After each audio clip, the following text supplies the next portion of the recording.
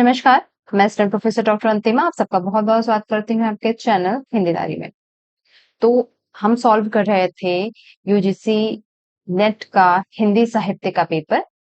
हमने लगभग 50 प्रश्न सॉल्व कर लिया है और आगे के 50 प्रश्न अब हम उसी को कंटिन्यू करते हैं। ये सभी प्रश्न बहुत महत्वपूर्ण हैं आपके जो एग्जाम आने वाला है यूजीसी नेट जेआरएफ को उसी की को देखते हुए हमने ये पूरी प्रश्न की श्रृंखला बनाई है।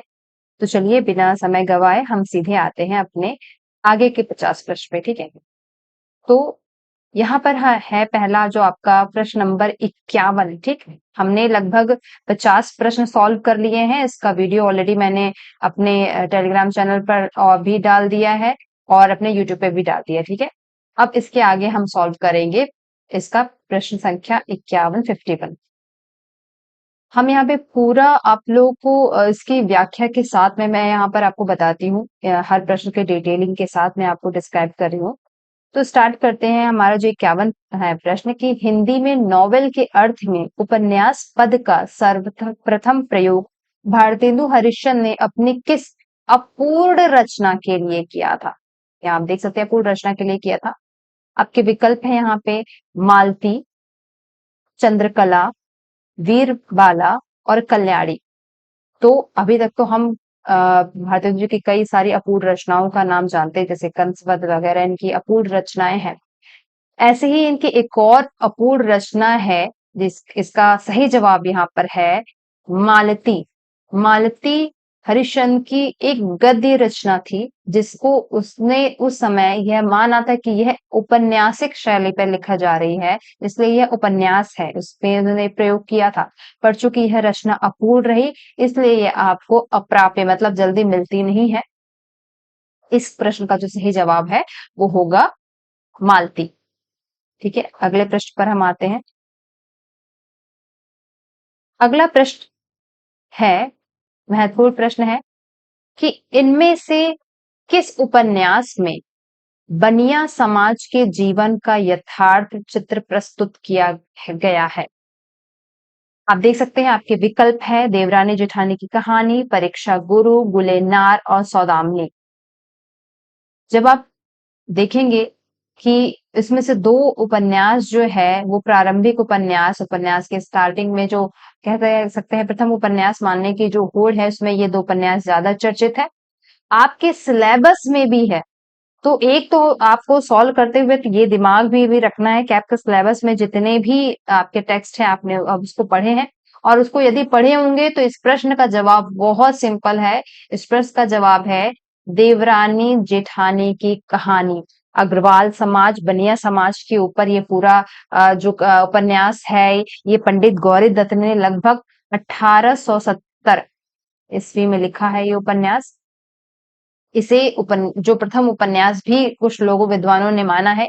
इस उपन्यास में एक देवरानी और जेठानी की कहानी है कि किस प्रकार देवरानी और जेठानी अपने अपने गुणों और अवगुणों के कारण घर को संभालने में और जो विवाद जो उत्पन्न होता है उसको भी सॉल्व करने में किस प्रकार से शिक्षा जो क्या है वो कितना महत्वपूर्ण रोल अदा करती है ये इस उपन्यास में दिखाया गया है। कह सकते हैं कुल मिलाकर के एक शिक्षाप्रद उपन्यास है। ठीक है, अगले पे हम आते हैं। अगला है आपका यह कथन है महत्वपूर्ण कथन है कि 53 प्रश्न है मनुष्य जिस बात को मन से चाहता है उसका पूरा होना ही सुख का कारण है और उसमें हर्ज पड़ने से ही दुख होता है। यह कथन किस उपन्यास से अवतरित है? अगेन टेक्स्ट जो आपके सिलेबस में लगा हुआ है उस टेक्स्ट के अंदर से ही ये पूछा जा रहा है। इसकी भाषा शैली यदि आपने टेक्स्ट पढ़ा होगा तो कुछ उपन्यास की भाषा शैली जो स्टार्टिंग के उपन्यास है उसकी भाषा शैली ही अलग है। तो इसका सही जवाब है परीक्षा गुरु। परीक्षा गुरु आपका 1882 में ये उपन्यास आता है। लाला श्रीनिवास इसके लेखक हैं। यह भी एक शिक्षाप्रद उपन्यास है। जिसमें बताया गया कि इस प्रकार की अच्छी और बुरी संगत का क्या असर होता है, ठीक है? तो इसकी हिंदी भी जब आप पढ़ोगे तो थोड़ी-सी आपको मॉडर्न जो हिंदी है उससे अलग जान पड़ती है। जो शैली है वही आपको दिखने में अलग लगेगी, तो काफ़ी कैचिंग लगता है ये जो नॉवल है पढ़ने में। तो चूँकि आपके सिलेबस में भी लगा हुआ है तो इसको ज़रूर पढ़ा होना चाहिए था। यदि अभी तक नहीं पढ़ा है तो लास्ट टाइम मैं फिर से कहूँगी, अभी पढ़ने की टाइम नहीं है। जून जो एग्ज़ाम है उसमें पढ़ने का टाइम नहीं है। आगे ये सब जो टेक्स्ट है उसको आप ज़रूर पढ़ लें। अगला जो आपका प्रश्न है 54, यह है, फिर एक कथन है, औरत को भगवान सब कुछ दे, रूप ना दे, नहीं वह काबू में नहीं रहती है। बहुत चर्चित उपन्यास है गोदान। गोदान बहुत महत्वपूर्ण उपन्यास है आपके प्रश्न की दृष्टि से। विगत कई वर्षों से गोदान टेक्स्ट से कई सारे प्रश्न पूछे जा रहे हैं। यहाँ पे जब आप पढ़ोगे कि यह कथन किसका है, सभी पात्र आप जो उसमें दिखाई पड़ते हैं, यह कथन है इसमें चौधरी का, ठीक है? यह कथन चौधरी का है। ये उपन्यास महत्वपूर्ण है। इसमें आप सभी पात्र जो हैं वो सभी पात्र महत्वपूर्ण और सबसे प्रश्न लगातार आते हैं। तो इस उपन्यास को तो आप अलग से टेक्स्ट और नोट्स बना करके ज़रूर पढ़ लें। अगला जो उपन्यास है, अगला जो प्रश्न है, सॉरी, वह है प्रश्न संख्या 55। हिंदी का पहला ऐतिहासिक उपन्यास हृदय हारड़ी के लेखक कौन है? आपके विकल्प हैं बालकृष्ण भट्ट, किशोरी लाल गोस्वामी, वृंदावन लाल वर्मा, ये वृंदावन लाल वर्मा, और डी है गंगा प्रसाद गुप्त। इसका सही जवाब है किशोरी लाल गोस्वामी। किशोरी लाल गोस्वामी ने कई सारे ऐतिहासिक पृष्ठभूमि पे जो उपन्यास है वो लिखे हैं। उसी में एक उनका उपन्यास है हृदय हारड़ी। हृदय हारड़ी को एक और नाम से हम जानते हैं, आदर्श रमणी। किससे? आदर्श रमणी। आज हृदय हारड़ी व आदर्श रमणी इस नाम से भी हम इस उपन्यास को जानते हैं। अगले प्रश्न पर आते हैं। अगला प्रश्न है आपका, ये भी एक कथन है, विद्रोह अनंत है, नित्य है, क्योंकि उसमें उपकरणों में प्रेम के बाद सबसे बड़ा और सबसे अमोघ अस्त्र है, यही बौद्धिक घृणा है। यह कथन किस उपन्यास से है? आपके विकल्प हैं बाणभट्ट की आत्मकथा, तमस, मैला आंचल, शेखर एक जीवनी। ये तीनों ही उपन्यास आपके सिलेबस में लगे हैं, इसलिए महत्वपूर्ण है। मतलब ये चारों ही उपन्यास आप पढ़ोगे आपके सिलेबस में लगे हैं। इसका सही जवाब है शेखर एक जीवनी भाग 1। शेखर एक जीवनी हम जानते हैं 2 भागों में है, जिसमें भाग 1 जो है उसमें यह कथन कहा गया है। अगला प्रश्न पर आते हैं हम। अगला प्रश्न है, बूंद और समुद्र, 57 प्रश्न है। बूंद और समुद्र उपन्यास को किसने देश के मध्यवर्गीय नागरिक समाज का गुण दोष भरा चित्र कहा है? यह उपन्यास, इसके लेखक हैं अमृतलाल नागर। बूंद और समुद्र एक उपन्यास बहुत प्रतीकात्मक शैली में लिखा गया उपन्यास है, जिसमें व्यष्टि और समष्टि, व्यक्ति और समाज की बात की गई है। बूंद और समुद्र को कहीं ना कहीं हम इसी प्रतीकात्मकता के साथ देखते हैं। इसमें पूछ यह है कि यह कथन उपन्यास को किसने देश के मध्यवर्गीय नागरिक समाज का गुणदोष भरा चित्र कहा है? यह किसने कहा है? आपके विकल्प है अमृतलाल नागर, रामचंद्र शुक्ल, नामवर सिंह, भीष्म सहानी। इसके विकल्प सही जवाब है ए, अमृतलाल नागर। अमृतलाल नागर ने स्वयं इस उपन्यास को यह संज्ञा दी है। अगला जो प्रश्न है 58 संख्या, यह है कि स्त्री के दुख इतने गंभीर होते हैं कि उसके शब्द उसका दशमांश भी नहीं बता सकते। प्रस्तुत कथन किस उपन्यास से है? आपके विकल्प हैं ए, तमस, बी, बाणभट्ट की आत्मकथा, सी, शेखर एक जीवनी, और आपका बंटी। यह उपन्यास का सही, इस जो प्रश्न का सही जवाब है बाणभट्ट की आत्मकथा। बाणभट्ट की आत्मकथा हजारी प्रसाद द्विवेदी की बहुत चर्चित उपन्यास है, आपके सिलेबस में भी लगी हुई है। इसमें निपुणिका की हालत देखते हुए बाणभट्ट स्वयं कहते हैं। तो ये कथन किसका है? बाणभट्ट की आत्मकथा का। और कहा किसने है? बाणभट्ट ने। अगले प्रश्न पर आते हैं। यह प्रश्न है कि 59 निम्नलिखित में से कौन सा उपन्यास भगवती चरण वर्मा का है? ठीक, आपके विकल्प है ए थके पांव, बी बड़के भैया, सी धरती की आंखें और डी 3 वर्ष। ठीक है, ये प्रश्न में एक जो थोड़ा ग्लिच है कि 2 उपन्यास जो हैं वो उसमें से भगवती चरण वर्मा के हैं। आप बता सकते हैं, कमेंट सेक्शन में लिखें अगर आपको पता है तो। कौन से 2 उपन्यास है ये? थके पांव और 3 वर्ष। ये दोनों उपन्यास भगवती चरण वर्मा के हैं। और बाकी के जो 2 उपन्यास हैं, धरती की आंखें और बड़के भैया, ये किसके हैं? ये है लक्ष्मी नारायण लाल का। लक्ष्मी नारायण लाल का। ठीक है, समझाइए। आते हैं हम अगले प्रश्न पर। अगला प्रश्न है, भावुकता का दौरा भी एक खतरनाक रोग है। प्रस्तुत कथन जो है वह किस उपन्यासकार का है? आपके विकल्प है मुक्तिबोध, अज्ञेय, फणीश्वरनाथ रेणु और जैनेन्द्र। आप इसका सही जवाब है सी फणीश्वरनाथ रेणु। अगले प्रश्न पर आते हैं।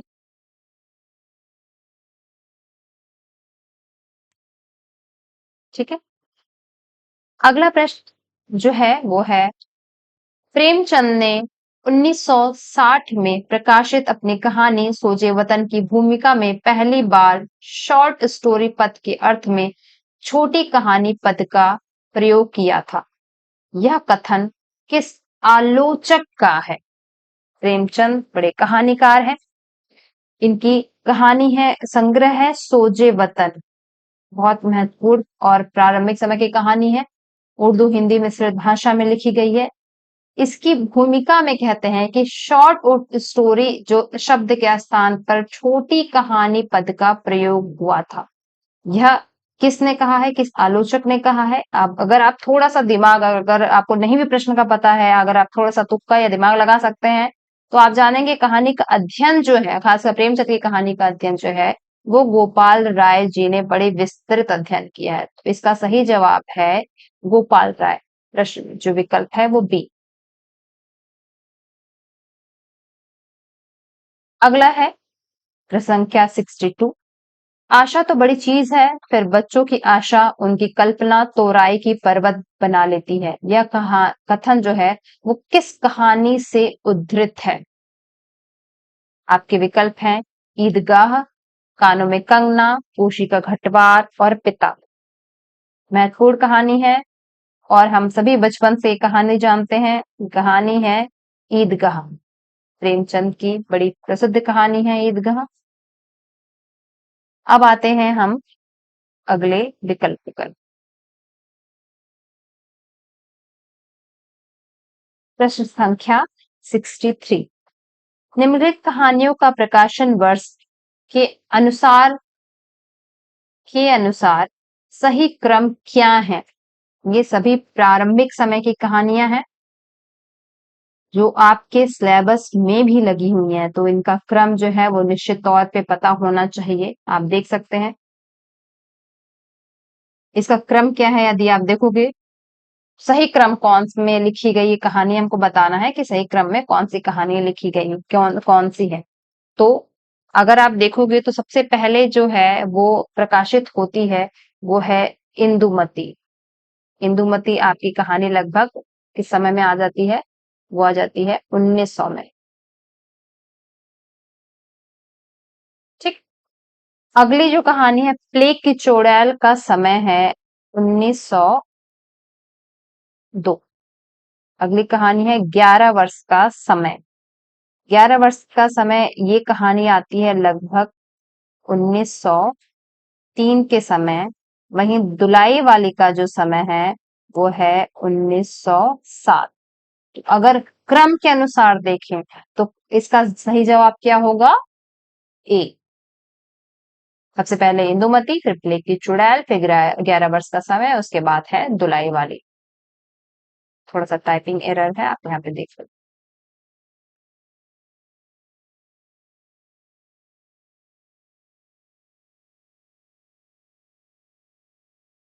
ठीक। अगला प्रश्न है 64। गोपियों को भी कभी स्वप्न में गोपियों को कभी स्वप्न में भी नहीं झलका था कि बांस की बांसुरी में घूंघट खोलकर नचा देने वाली शक्ति भरी है। यह कथन किस कहानी से है? अगेन ये जो कहानी है वो आपके सिलेबस में लगी हुई है। इसका सही जो विकल्प होगा वो है बी, कानों में कंगना। राधिका रमण जी की कहानी है, बड़ी प्रसिद्ध कहानी है। इसका सही जवाब है कानों में कंगना।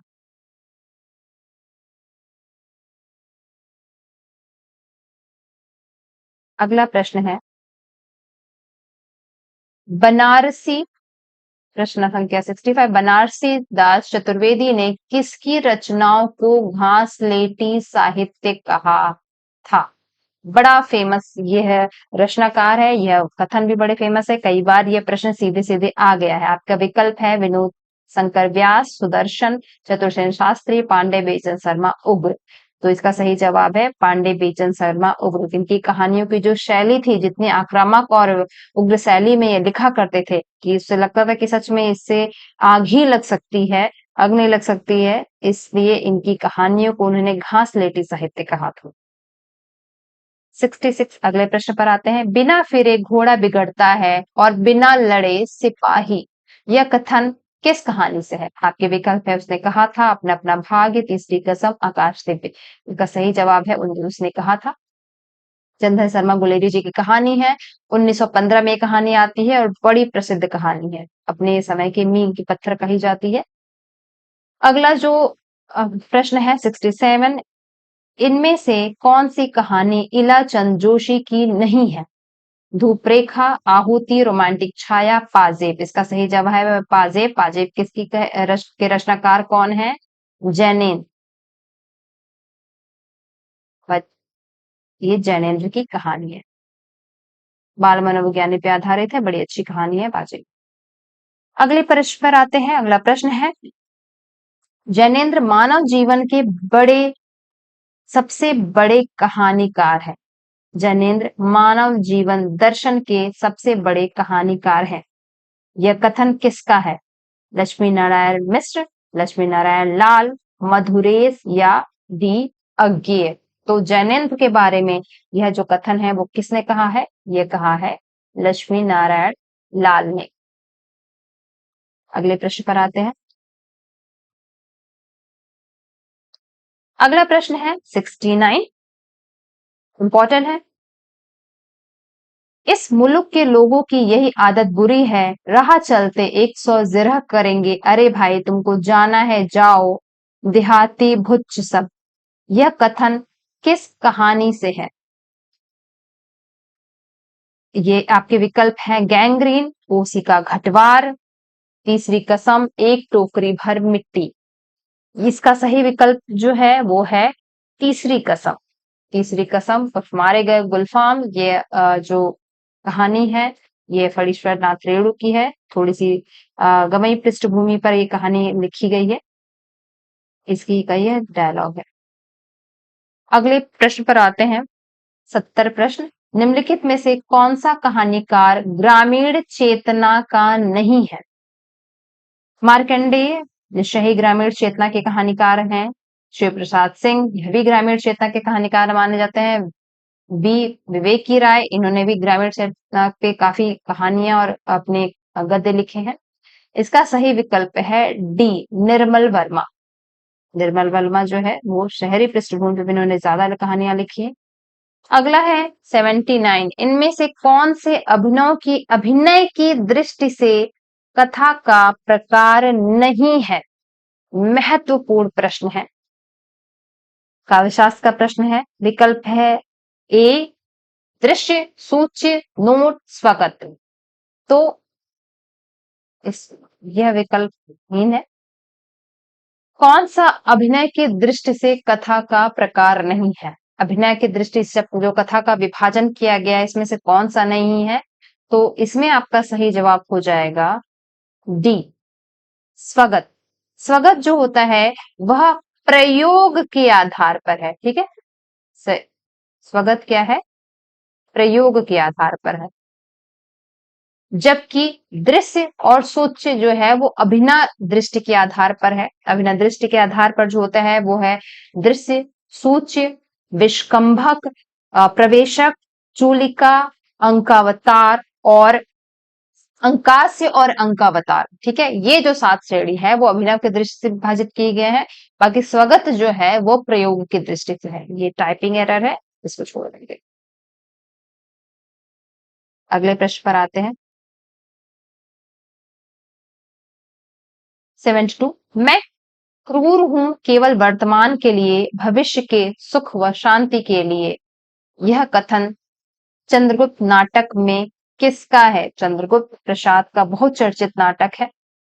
इसमें पूछ रहा है कि यह कथन जो है, ये डायलॉग है, ये किसने कहा है? डायलॉग फिर से पढ़ रहे हैं। मैं क्रूर हूं केवल वर्तमान के लिए, भविष्य के सुख व शांति के लिए। यह डायलॉग जो है वो इसके आपके विकल्प है चाणक्य, सिंहरण, कॉर्नेल या चंद्रगुप्त। इसका जो सही जवाब है वो है चाणक्य। अब हम आते हैं अगले विकल्प पे। 73, इनमें से कौन सा पात्र स्कंदगुप्त का नहीं है? ठीक, स्कंदगुप्त अगेन प्रसाद का नाटक है, ऐतिहासिक पृष्ठभूमि में लिखा नाटक है, बहुत चर्चित नाटक है। आपके विकल्प हैं भटार, परदत्त, खिंगिल और सक्टार। सही जवाब है सक्टार। सक्टार जो है वह ध्रुव स्वामिनी का पात्र है। ध्रुव स्वामिनी, और ध्रुव स्वामिनी भी प्रसाद का बहुत चर्चित नाटक है। प्रसाद के सभी नाटक बहुत महत्वपूर्ण हैं और उनसे पात्र पूछता है, ठीक है। अगले विकल्प पर हम प्रश्न पर आते हैं। अगला प्रश्न है Indian People's Theatre Association IPTA की स्थापना कब हुई? आपके विकल्प हैं ए 1942, बी 1943, सी 1944 और डी 1900। ये 48 था, इसका विकल्प चेंज हो गया है, ठीक है। इसका सही जवाब क्या है? आप अगर किसी को पता है तो फटाफट कमेंट सेक्शन में लिखिए। तब तक मैं बताती हूँ, इसका जवाब है 1943 में इप्टा की स्थापना की गई थी। अगला है प्रश्न है 75, राष्ट्रीय नाट्य विद्यालय के प्रथम निदेशक कौन थे? ठीक, राष्ट्रीय नाट्य विद्यालय बहुत चर्चित है नाटक के लिए, इसने बड़ा काम किया था। इसकी स्थापना जो है वो 1949 में संगीत नाट्य अकेडमी ने करी थी। इसके प्रथम संस्थापक पूछ रहा है, प्रथम संस्थापक इसके कौन है रहे थे? आपके विकल्प है इब्राहिम अलकाजी, देवेंद्र राज अंकुर, बलराज सहानी और कैफी आजमी। इसका सही जवाब है इब्राहिम अलकाजी।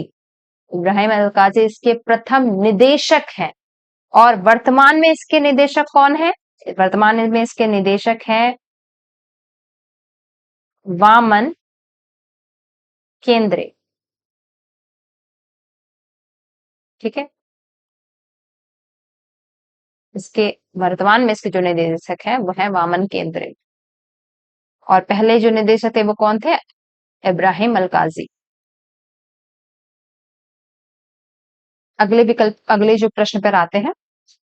अगला प्रश्न है कि 76, जीवन विश्व की संपत्ति है, प्रमाद से, क्षणिक आवेश से या दुख की कठिनाइयों से उसे उसे नष्ट करना ठीक तो नहीं। यह जो किसकी विकल्प है? यह ध्रुव स्वामिनी नाटक, प्रसाद का नाटक, प्रसिद्ध नाटक ध्रुव स्वामिनी में से यह कथन है। यह कथन किसने कहा है? रामगुप्त, चंद्रगुप्त, ध्रुव स्वामिनी, शिखर स्वामी।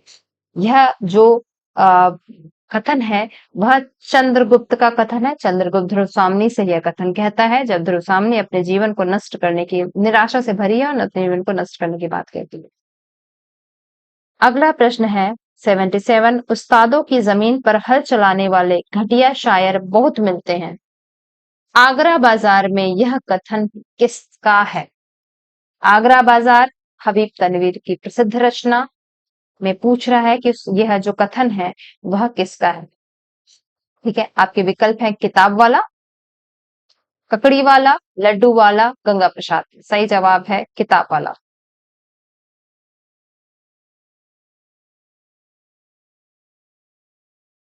हिंदी के अगला जो प्रश्न है, हिंदी के प्रारंभिक निबंधों को गद्य प्रबंध किसने कहा है?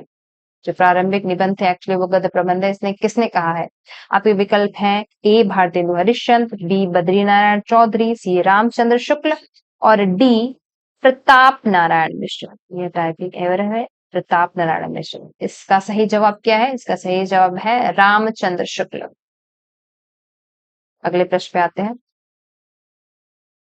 79 कलिराज की सभा जो कि बालकृष्ण भट्ट का पहला निबंध है किस पत्रिका में प्रकाशित हुआ?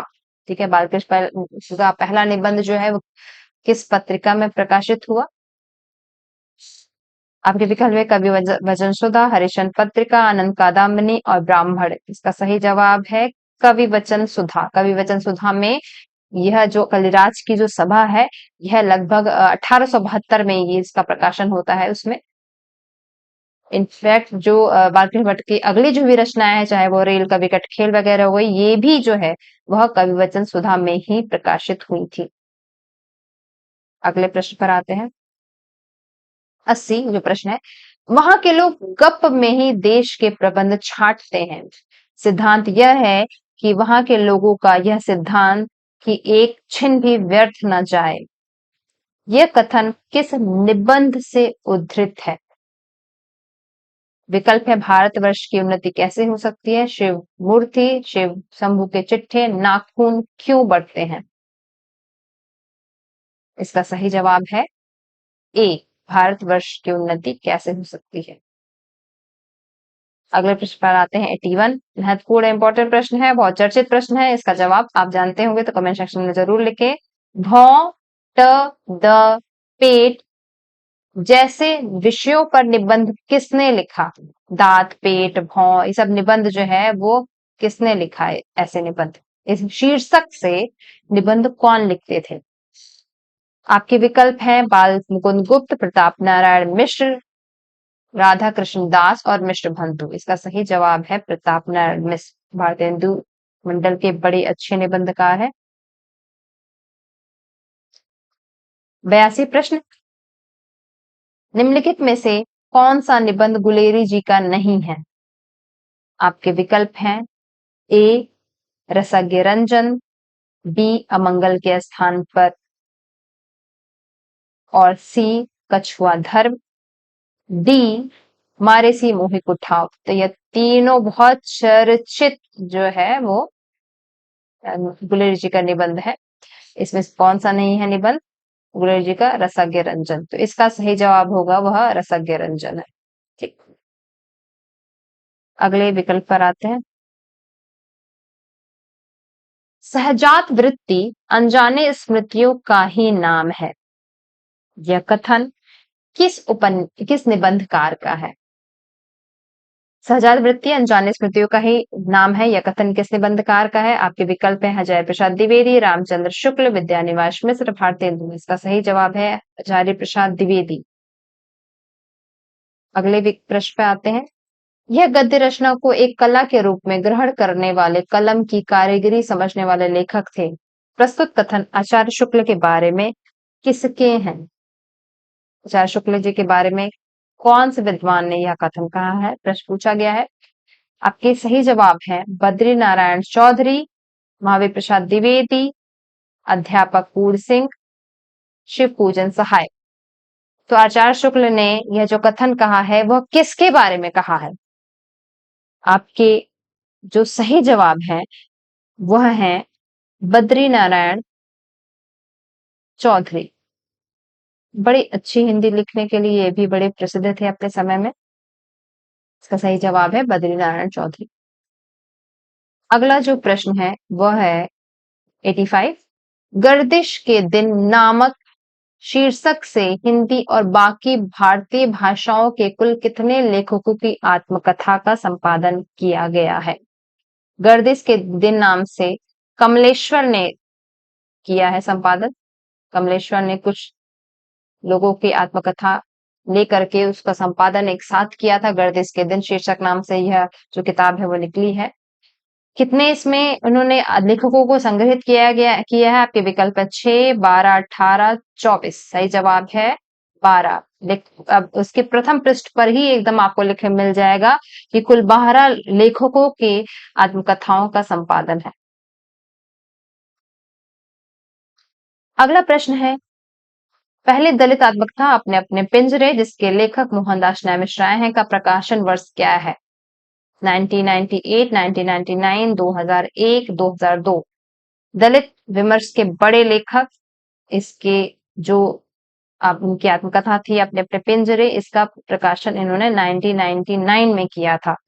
कहते सकते हैं कि दलित विमर्श की जो एक आग प्रस्फुटित हुई है वो कहीं ना कहीं इन्हीं आत्मकथाओं के आधार पर ही हुई। अगला जो प्रश्न है, व्यक्ति समय के सामने कितना विवश है, समय को स्वीकृति देने के लिए भी शरीर को कितना मूल्य देना पड़ता है? प्रस्तुत उद्धरण किस रचना से अवतरित की गई है? आपके विकल्प है मुर्दहिया, संस्कृति के 4 अध्याय, ठकुरी बाबा, एक साहित्य की डायरी। इसका सही जवाब है ठकुर की बाबा। ये महादेवी वर्मा जी का एक संस्मरण है, उससे उन्होंने यह कथन लिया है। 88 अगला प्रश्न है, जिंदगी और औरत उसी आदमी का सिक्का मानती है जो झिझोड़ कर फेंक दे। प्रस्तुत उद्धरण जो है वह किस रचना से अवतरित है? आपूदरी, मेरी तिब्बत यात्रा, आवारा मसीहा, क्या भूलूं क्या याद करूं। यह जो कथन है बड़ा फेमस कथन है। यह कथन है क्या भूलूं क्या याद करूं, हरिवंश राय बच्चन जी की आत्मकथा है, उससे यह कथन लिया गया है। अपने संघर्ष के दिनों की जब वह बात करते हैं हरिवंश राय बच्चन जी, उसी में उन्होंने यह बात कही है। अगला जो प्रश्न है, हिंदी का प्रथम संस्करण किसे माना जाता है? पद्म पुरुष, पद्म पराग, पद्म पलाश या डी जो विकल्प है मेरी पूर्व दिग्गज यात्रा। तो जो पहला जो संस्करण है वह पद्म सिंह शर्मा ने लिखी थी।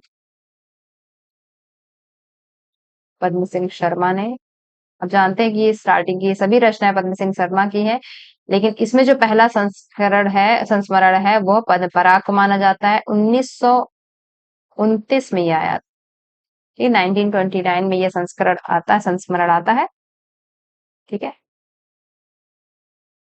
अगला प्रश्न है, 90 10 द्वार से सोपान तक हरिवंश राय बच्चन की आत्मकथा का कौन सा भाग है? हरिवंश राय की आत्मकथा कुल 4 भागों में प्रकाशित हुई है, जिसमें जो पहली आत्मकथा है वह है क्या भूलूं क्या याद करूं। दूसरी आत्मकथा है नीड़ का निर्माण फिर। तीसरी आत्मकथा है बसेरे से दूर और चौथी आत्मकथा है 10 द्वार से सोपान तक। तो इस प्रश्न का उत्तर हो जाएगा चतुर्थ। अब हम आते हैं अगले पर। अब ये अवतरण दिया हुआ है गद्यांश जो कि आपकी परीक्षा में दिए होते हैं। इनमें सबसे पहले आपको गद्यांश पढ़ना होता है और उन्हीं गद्यांश के आधार पर उत्तर देना होता है। आपकी प्रैक्टिस के लिए हमने अपने प्रश्न पत्र में यह गद्यांश भी डाला है कि आप इसको देख करके प्रैक्टिस कर लें। हम यहाँ पर इसका साक्षात जो है वो उत्तर कराएंगे। आप इन सभी को देखें और उसका उत्तर दें गद्यांश को पढ़ के। ठीक है, कि हम दूसरे के महत्व के अधिकारी कैसे हो सकते हैं। तो जब आप एक गद्यांश पढ़ेंगे तो समझ में आएगा।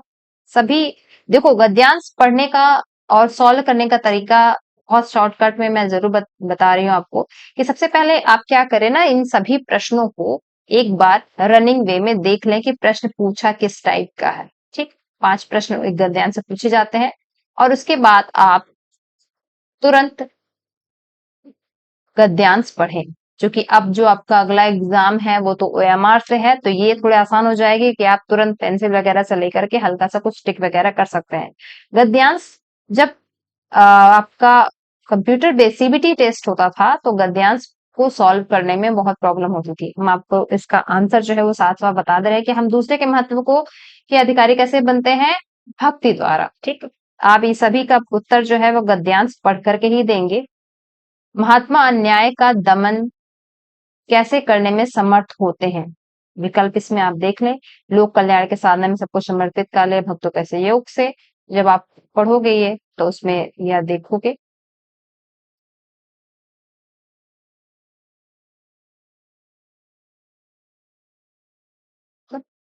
इसमें उसका पूरा जवाब मिलेगा।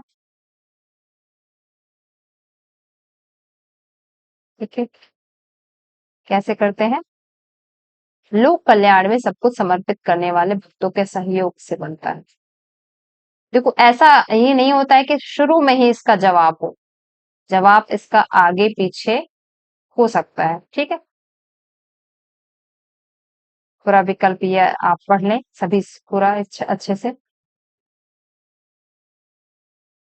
अब जो कथन है वो काफी क्लिष्ट जो है पूछने लगा है।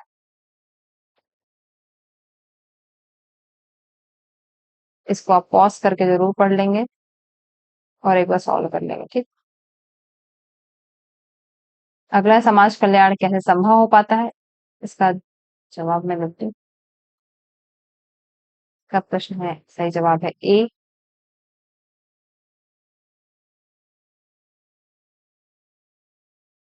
समाज कल्याण संभव हो पाता है, इसका जवाब है सही। ऐसा आचरण हो कि दूसरे आपके प्रति भक्ति रखें। भक्ति के सामाजिक महत्व को स्वीकारना, इसका सही जवाब है लोक हितकारिणी भक्त शक्ति को स्वीकारना। जो कि मैंने जो है वो पहले पढ़ रखा है, इसलिए मैं इसका जवाब जो है वो तुरंत दे रही हूँ। आप पढ़ करके ही इसका विकल्प का जवाब देंगे। ठीक है, अगला है कि मानव जीवन के सार्थक और व्यापक अभिव्यक्ति के लिए आवश्यक है। तो क्या आवश्यक है? आकर्षण विधान। ये दूसरा दिया है, दो पैसेज है। आप इसको भी अच्छे से पढ़ लें, देख लें, उसके बाद फिर इसका उत्तर दें। 96 वैज्ञानिक दृष्टि का कब नैतिकता धर्म और विश्वास का विरोध करती है? जब वे उसकी दृष्टि में गलत हो। 97 आधुनिक समय के संदर्भ में वैज्ञानिक दृष्टि की सबसे बड़ी सिद्धि क्या है? सबसे बड़ी सिद्धि क्या है? तथ्यों का वस्तुगत परीक्षण और निष्कर्ष। 98 यूरोप और अमेरिका में आधुनिकता के फैलने का कारण क्या है? तो सही जवाब है वैज्ञानिक दृष्टिकोण की प्रधानता और प्रबलता। 99 टेक्नोलॉजी उद्योग और वैज्ञानिक दृष्टिकोणों के बीच संबंध है। इसका सही जवाब है कार्य और कारण का संबंध।